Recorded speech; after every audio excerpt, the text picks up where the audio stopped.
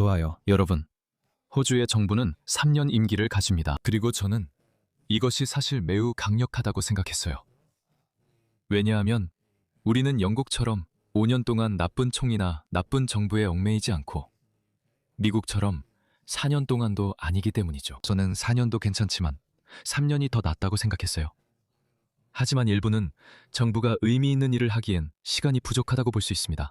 하지만 앤서니 알바니지는 작년에 두 번째 임기에 당선됐어요. 작년에요. 코로나가 끝난 이후로 우리는 거의 영원히 이 악몽 속에서 살아온 것 같은 기분이에요. 그리고 가장 끔찍한 점은 이 악몽이 곧 끝날 것 같지 않다는 거예요. 왜냐하면 우리는 아직도 호주 최악의 총리와 함께 2년이나 더 남았으니까요. 그리고 저는 이 총리를 정말 싫어한다는 걸 숨기지 않고 분명히 밝혔어요. 저는 비밀로 하지 않습니다. 하지만 그의 정부에서 제가 앤서니 알바니즈보다 더 싫어하고 사실 더 미워하는 사람이 한 명 있습니다. 바로 이 광대입니다. 그의 말을 한번 들어보세요. 이것들을 한번 들어보세요. 이 광대를 보세요. 이게 제가 쓸 수 있는 가장 온화한 표현입니다. 그는 인도 팟캐스트에 출연 중입니다. 그리고 그가 무슨 말을 하는지 들어보세요. 그리고 이런 좌파 정치인들에 대해 내가 제일 싫어하는 게 뭔지 알아요? 그들도 남들만큼 얕아요. 그들은 오직 표를 얻는 것만 생각하고 있어요. 그들은 정말로 단 한 번 더 임기를 얻기 위해 우리나라의 근본적인 구조까지 바꾸고 있어요. 그들은 표를 얻고 있어요. 그게 전부예요. NDIS 사기. 그들은 그걸 시행했어요. 우리는 그게 큰 사기라는 걸 알고 있어요. 그리고 호주인의 85%가 백인이고 또는 70%의 호주인이 호주 태생이에요. 그래서 그들도 이 사기에 가담한 거예요. 하지만 비호주 태생 호주인들이 NDIS 시스템을 사기치는데 유독 과도하게 많이 연루돼 있어요. 하지만 그들은 아무것도 하지 않고 있어요. 사실 그들이 이 문제를 인정하긴 했지만 저는 그들이 이 문제에 대해 아무런 조치도 취하지 않을 거라고 생각해요. 왜냐하면 만약 그들이 NDIS 사기 전체를 없애버리면 유권자들이 실직하게 되고 그건 곧 표를 잃는다는 걸 알기 때문이죠. 이걸 한번 보세요. 그는 인도 팟캐스트에 나와요. 그리고 이 도덕적 생색내기. 미안합니다. 그게 제가 하고 싶은 말이에요. 저를 정말 화나게 하는 건 그들이 오직 표를 얻는 것만 생각한다는 거예요. 그들은 호주 미래에 신경 쓰지 않아요. 영국도 마찬가지로 어디서나 같아요. 하지만 그들은 자신들이 세계에서 가장 큰 인도주의자인 것처럼 포장하죠. 그들의 도덕적 생색내기죠. 마치 우리는 정말 친절해요. 우리는 모두를 돌보고 싶어요. 모두를.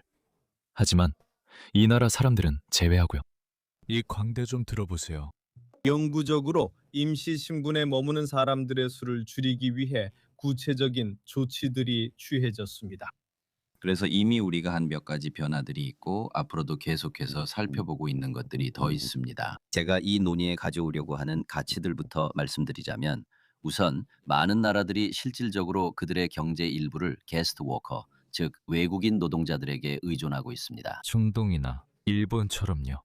당신은 와서 일하고 기술 인력 부족을 메웁니다. 우리는 공정하게 보수 지급합니다. 중동에서는 그들에게 공정하게 보수조차 지급하지 않지만 우리는 당신에게 공정하게 보수를 지급할 것입니다. 당신의 일이 끝나면 우리는 더 이상 필요 없으니 돌아가야 합니다. 그리고 사실 이것은 나쁜 모델이 아닙니다. 만약 인도인 한 명을 데려와서 그가 4만 달러, 5만 60달러, 7만 달러를 번다면 그것은 그가 고향으로 보낼 수 있는 많은 돈입니다. 여전히 우리나라에서 자본을 잃고 있지만 괜찮아요. 전혀 문제 없어요. 적어도 우리는 사회적 결속을 파괴하지 않아요. 한번 들어보세요. 그는 자신을 인도주의자인 것처럼 포장하고 있습니다. 우리는 저 일본이나 중동 국가들보다 낫다고 말이죠. 절대 시민이 되지 못하죠. 저는 그게 호주에 적합하다고 생각하지 않습니다. 왜 그렇게 생각하지 않으시죠? 당신은 국민에게 물어봤습니까? 그걸 할 정치적 위임을 받았나요? 호주 국민에게 이걸 하겠다고 했나요? 아무도 이런 일 하라고 뽑지 않았어요. 사람들은 스콧 모리슨 정부에 화가 나서 이 정부를 뽑았습니다. 영국도 마찬가지였어요. 저는 계속 말했어요. 네, 토리당은 끔찍하지만 그렇다고 해서 키오스타마나 노동당에 투표해야 한다는 뜻은 아니라고요. 우리 역사상 이 시기에 어떤 나라에서든 좌파 정부를 뽑는 건 정말로 자살 행위나 다름없어요. 그리고 저 사람 좀 보세요. 그냥 앉아서 그에 대해 아부하고 인도 커뮤니티에게 제발 많이 와달라고 메시지를 보내고 있어요. 우리가 여러분을 호주 시민으로 만들어주겠다고 하죠. 가정 모두 오세요. 보여드릴 숫자도 있습니다.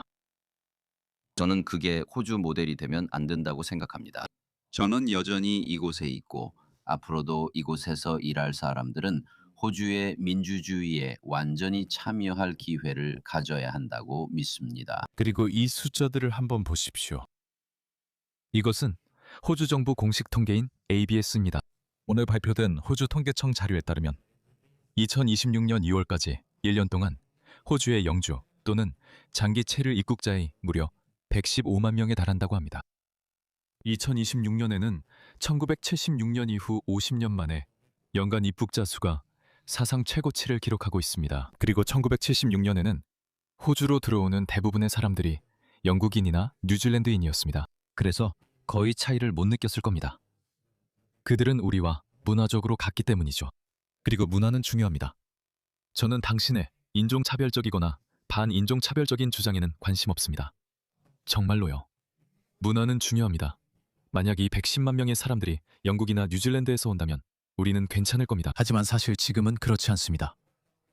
왜냐하면 지금은 그들이 어디에서 오든 실제로 숫자 자체에 문제가 있기 때문입니다. 하지만 우리가 그들을 받아들일 수 있다면 저는 영국, 캐나다, 미국, 뉴질랜드에서 온 사람들을 더 선호하겠습니다. 그런 사람들이 들어오면 우리 사회의 일부가 되고 공유하는 가치관이 중요하기 때문입니다. 주택 위기 상황에서 많은 이민자들의 거주 문제에 대해 질문받자 토니 버크는 이민이 주택 위기의 원인이 아니라 해결책이라고 같은 팟캐스트에서 밝혔습니다. 그럼 이 사람들은 누구죠? 이건 정말 큰 사기입니다. 제가 말했듯이 그들은 이것을 마치 선의의 좋은 인도주의적 행동인 것처럼 포장하는 것을 좋아합니다. 이것 좀 보세요. 이것은 놀라운 통계입니다. 이것과 이것이 호주 영주 비자의 약 60%를 차지합니다. 알겠죠? 그리고 그들이 누구인지 맞춰보세요. 호주에서 일하지 않을 부모님들입니다. 그분들은 센터링크 연금이나 2주마다 지급되는 수당 등을 받게 될 겁니다. 그리고 파트너에게 당신이 숙련된 사람이든 교육을 받았든 사촌이든 아무런 질문도 하지 않습니다. 그냥 들어올 수 있습니다. 그것이 전체 영주 비자의 60%를 차지합니다. 그리고 아시다시피 그들이 우리에게 의사가 필요하다, 간호사가 필요하다, 엔지니어가 필요하다, 숙련된 인력이 필요하다고 말할 때 토니 버크가 계속해서 이민이 문제의 일부가 아니라 해결책의 일부라고 말합니다. 여기 보이는 이 아주 작은 파란색 줄이 바로 고용주 후원 비자입니다.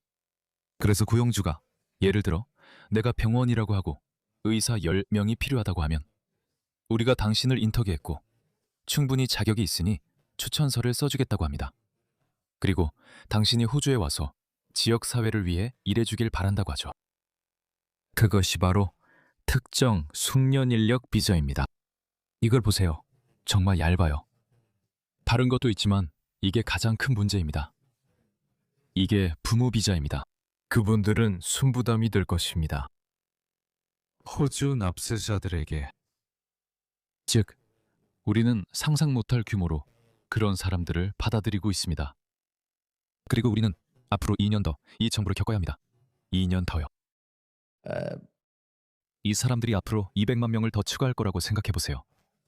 이 정부가 끝날 때쯤이면 호주 인구가 3천만 명에 이를 수도 있습니다. 3천만 명.